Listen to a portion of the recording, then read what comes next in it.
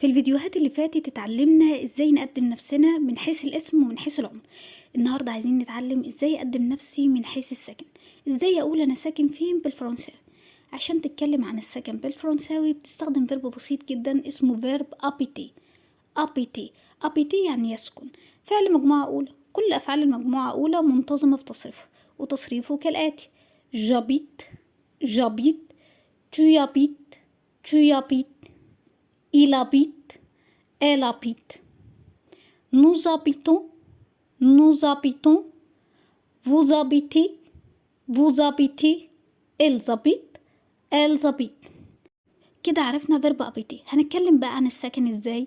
هتجيب فيرب ابيتي وتحط حرف الجر زائد المكان اللي بتسكن فيه، سواء كان دولة او جزيرة او مدينة. مثال على كده: جابيتا طنطا، انا بسكن في طنطا. elle habite au Caire، هي تسكن في القاهرة. il habite à مدريد، هو يسكن في مدريد. nous habitons au Canada، نحن نسكن في كندا. وبس كده.